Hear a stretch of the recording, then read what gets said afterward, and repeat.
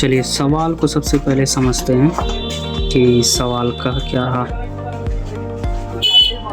यदि -3, 2, 1, -2 और 5, 6 एक त्रिभुज की भुजाओं के मध्य बिंदु हैं, तो मान लेते हैं हम लोग एक त्रिभुज का फोटो बना लीजिए आराम से।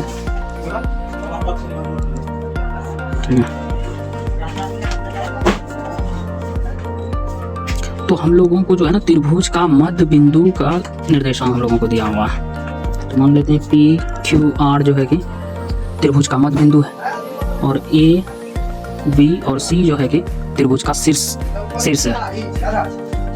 तो इस भाई साहब को -3, 2 कर देते हैं, इस भाई साहब को 1, -2 कर देते हैं, इस भाई साहब को 5, 6 कर देते हैं। अब जो है कि इसको x1, y1 मान लेते हैं, इसको x2, y2 मान लेते हैं और इसको x3, y3 मान लेते हैं। तो अब इसको आप एक बार मिला दीजिए।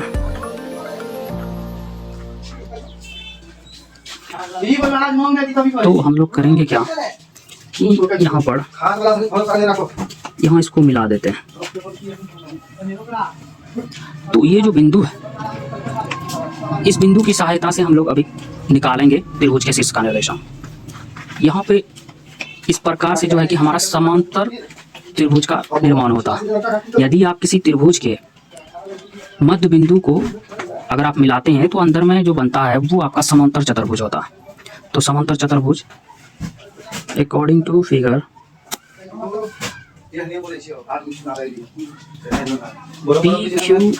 PQRS एक समांतर चतुर्भुज है। समांतर चतुर्भुज चूंकि समांतर चतुर्भुज के विकर्ण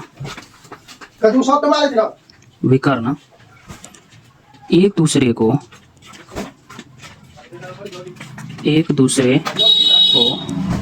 लंबसम द्विभाजित करती है, लंबसम द्विभाजित करती है। अब देखिए कि ये जो बिंदु है, अभी मान ही लेते हैं कि ये बिंदु जो है कि M है। इस बिंदु ये जो इस रेखा का भी ये मध्य बिंदु होगा, इस रेखा का भी मध्य बिंदु होगा। तो अर्थात हम लोग इस बिंदु का x निर्देशांक दो तरीके से निकाल सकते हैं और मान तो वही रहने वाला है। तो दोनों तरीके से हम लोग बराबर करेंगे। तो इसलिए तो यहाँ पर चलते हैं मध्य बिंदु सूत्र से हम लोग क्या करते हैं, x का निर्देशांक का योगफल कर देते हैं x1 + 1/2, x1 + 1/2। इधर से इसका x निर्देशांक हो गया, इधर से x निर्देशांक ले लेते हैं, इधर से जो है कि -3 + 5/2 के बराबर हो जाएगा। अब जो है कि आप इस भाई साहब ये कैंसिल हो जाएगा हमारा यहाँ पे। अब जो है कि x1 1 को उधर भेज देते हैं हम लोग, ये -3 + 5 मिलके +2 देगा। इस भाई साहब को अगर इधर भेजेंगे तो -1 हो जाएगा। अब जो है कि x1 की वैल्यू हमारा यहाँ से आ जाएगा 1। अब हम लोग जो है कि ये हमारा x1 की वैल्यू आ गई। अब इसी प्रकार जो है कि उसके बाद आप अगर y निर्देशांक की बात करें तो ये जो है कि y1 प्लस तो y1 और प्लस जो है कि -2 कर दीजिए y। चलिए तो y1 + -2 हो गया बाई 2। ये जो बराबर हो जाएगा, ये भी हमारा y निर्देशांक ही है, इधर से भी y निर्देशांक लगा सकते हैं। 2 + 6/2 प्लस इसका y निर्देशांक बाई 2 हो जाएगा। अब जो है कि हम लोग क्या करेंगे, ये हर अगर सेम रहेगा तो इसको भेज देना। अब y1 = यहाँ पे देखिए ये दोनों मिलके +8 दिया, ये भाई साहब उधर जाएगा तो -2 है तो इधर +2 हो जाएगा। ठीक है, तो y1 की भी वैल्यू आ गई 10। तो अब जो है कि अब इसी प्रकार जो है कि इसी प्रकार हम लोग क्या करेंगे, अब इसी प्रकार हम लोग ऐसा बना लेते हैं फोटो।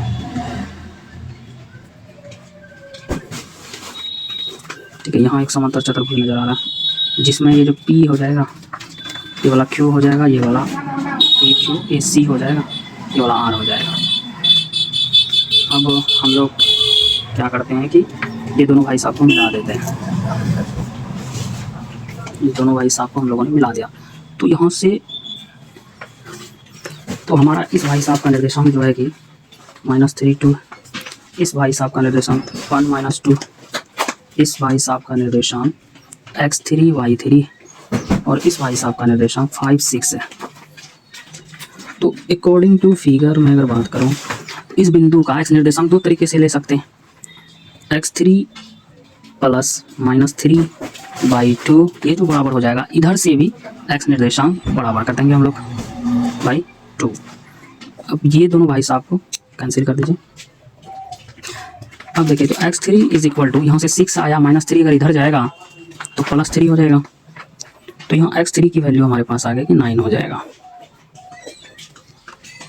अब उसी प्रकार y का भी कर लेते हैं।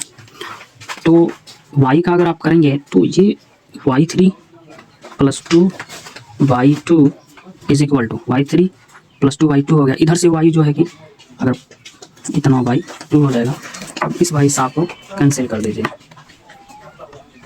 तो यहाँ से y3 की वैल्यू यहाँ पर देगा आपको +4, ये भाई साहब इधर आएगा तो -2 हो जाएगा। तो यहाँ से हम लोगों का y3 का वैल्यू जो है कि आ गया 2। चलिए अब इसी प्रकार जो है कि फिर हम लोग क्या करेंगे, यहाँ पर इस प्रकार से समांतर चतुर्भुज को ले लेंगे, फिर इसका विकर्ण को समद्विभाजित करेंगे। तो इस प्रकार से यहाँ पर एक बिंदु होगा जिसमें दो तरीके से हमारा x भी निर्देशांक आ रहा है, y भी निर्देशांक। यहाँ पर हम लोग क्या करेंगे भाई कि x2 + 5 + 5/2 ये बराबर हो जाएगा। यहाँ से इसका x निर्देशांक इधर से, फिर इधर से भी -3 + 1/2 हो जाएगा। नीचे अगर ये दोनों भाई साहब को कैंसिल कर सकते हैं, तो x2 = तो इधर से आ जाएगा -2, इधर से आ जाएगा आपका +5, -2 + 5 इधर आएगा तो -5 हो जाएगा। तो x2 की वैल्यू आ गया हमारा -7, तो ये x2 भी है। अब इसी प्रकार से जो है कि y को भी कर लीजिए आप, y2 प्लस इसका y2 6/2, ये जो बराबर हो जाएगा, इधर से देख लीजिए, ये 2 + -2/2 के बराबर हो जाएगा। तो ये दोनों भाई साहब को यहाँ भी कैंसिल कर दीजिए। अब जो है कि y2 = यहाँ पे +2 -2 मिलकर जो है कि 0 दे देगा, तो ये भाई साहब इधर जाएगा तो -6 हो जाएगा। अतः दिया गया त्रिभुज का शीर्षों के निर्देशांक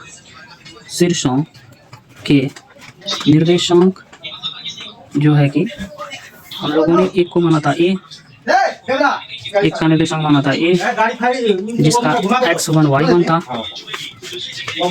तो इसकी वैल्यू आ गया हम लोगों को x1 y1 का वैल्यू यहाँ पर ही आया था, x1 1 है और y1 जो है कि 10, 1 और 10 हो जाएगा। और b का निर्देशांक हम लोगों ने माना था x2 y2, तो x2 y2 माना था, तो x2 की वैल्यू हम लोगों ने अभी जस्ट निकाला है, -7 -6। फिर एक तीसरा निर्देशांक c माना था जिसका निर्देशांक x3 y3 था, इसका वैल्यू आ चुका है हम लोगों के पास 9 2। तो ये हम लोगों का जो आंसर चाहिए था वो आंसर आ चुका है। तो इस तरह के सवाल को हम लोग इस प्रकार से बनाते हैं। अगर किसी त्रिभुज के मध्य बिंदुओं के निर्देशांक दिया है, उसके शीर्षों के निर्देशांक निकालना है, तो हम लोग इस प्रकार से जो है कि उसको समांतर चतुर्भुज करके विकर्णों को मध्य बिंदु सूत्र लगा के आराम से जो है कि हम लोग आराम से निकाल सकते हैं।